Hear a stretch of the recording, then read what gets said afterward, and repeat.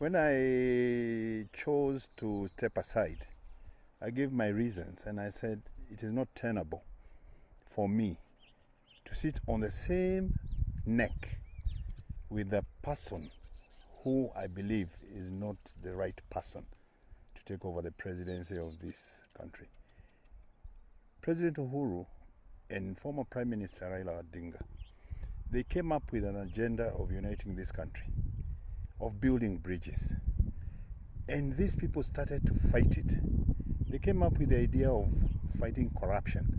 These people started to fight that initiative. So I found my being with them was not tenable. That is not to say we were not still supporting the government's programs from behind the scenes. There's been consultations all through. When I tendered my resignation, you tender to the appointing authority. And it is up to the appointing authority to accept or reject. And the way you know that is when they appoint a substantive person to take over your position. Now, this never happened.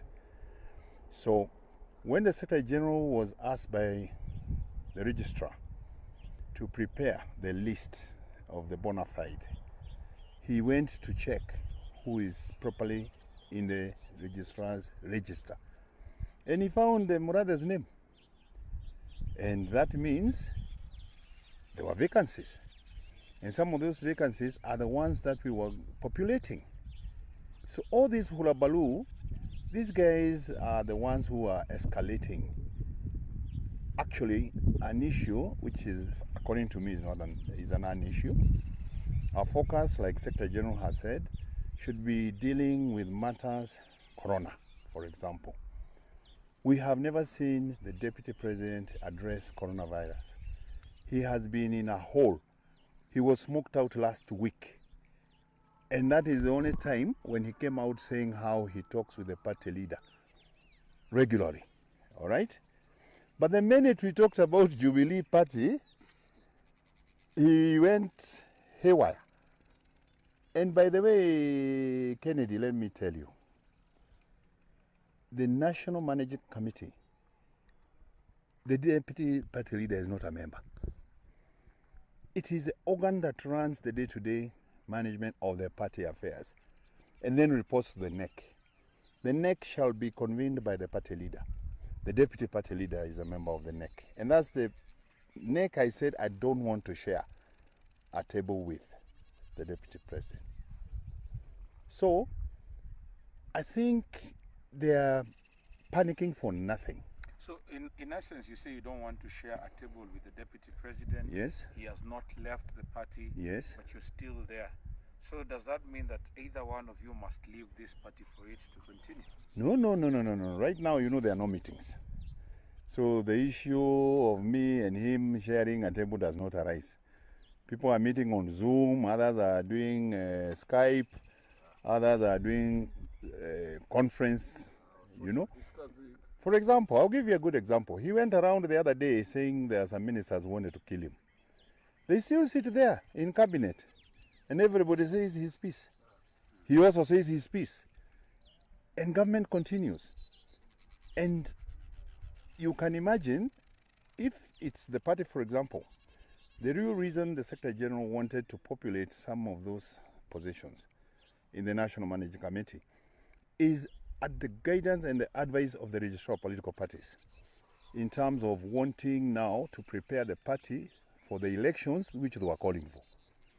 You need to have a party register, party members, their names, IDs, ward, county, constituency, blah, blah, blah. Cleaning it up so that you have credible party elections. Now, the question matter is this. Yes. DP Ruto has said that people cannot come from ODM, chase him away, but it seems to be a sustained fight against the DP not taking over this party. Are you ready to probably move out and let him have Nothing can be further from the truth. Let me tell you a good example. When Uhuru was in Kanu with Atwoli, they told Uhuru, you cannot leave Kanu, it is your father's party. Yeah. They were fighting over the control of Kanu. Uhuru walked. He formed the TNA, the National Alliance. It became the biggest party in parliament in 2013. That is true. and Kanu came with 6 seats. So it's not like we cannot move on. And if it is the party, we can leave it to them. You have mentioned Baba here. People can expect new formations in the future. We can move on to a bigger house, which will be bigger than Jubilee.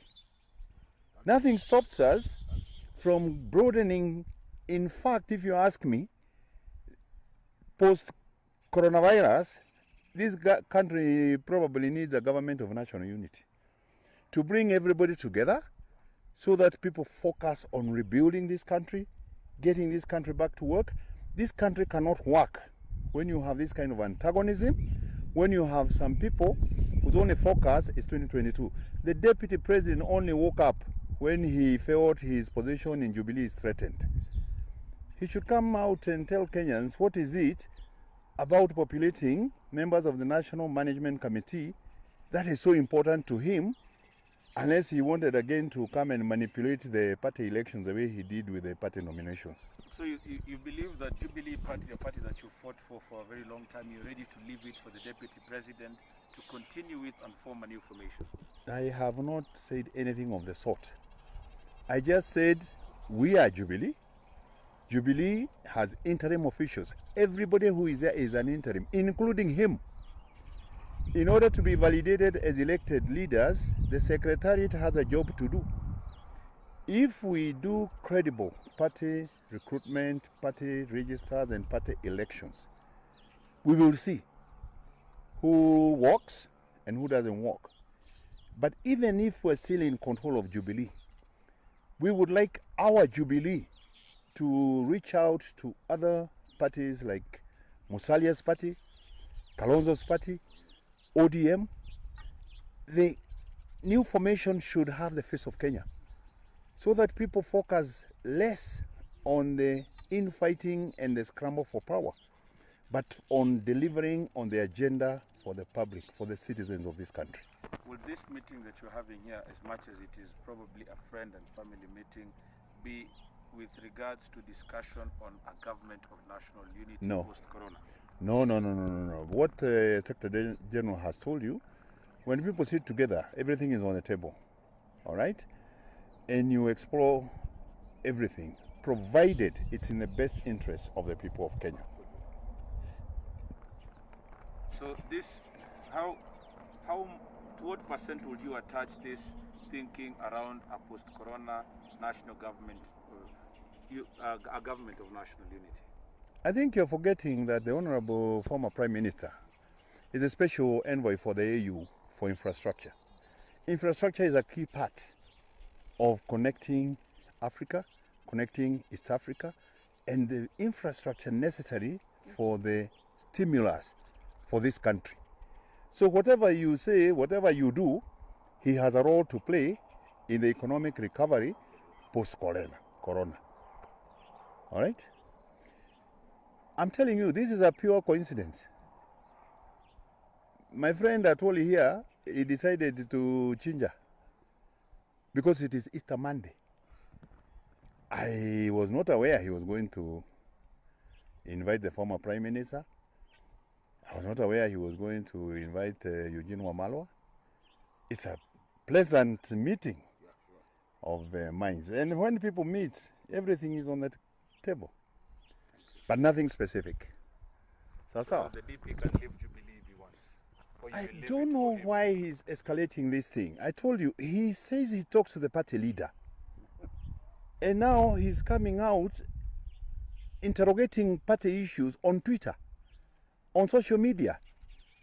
Now, what is what? If they talk, isn't this an internal party matter, which he can reserve his phone or just walk into State House and discuss it with his party leader? Then the party leader will reprimand. Then the party leader, he is now purporting to speak on behalf of the party leader. Kwani party leader hana sauti ya kusema yeye mwenyewe?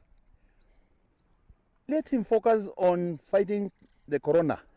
Let us see him together with Mutahi Kagwe, with the committees of Kina Matiang'i, with Kina Eugene Wamalwa, when they are feeding the people in the informal settlements. The only time he seems to come out is when the name Jubilee and 2022 are put in one sentence. His obsession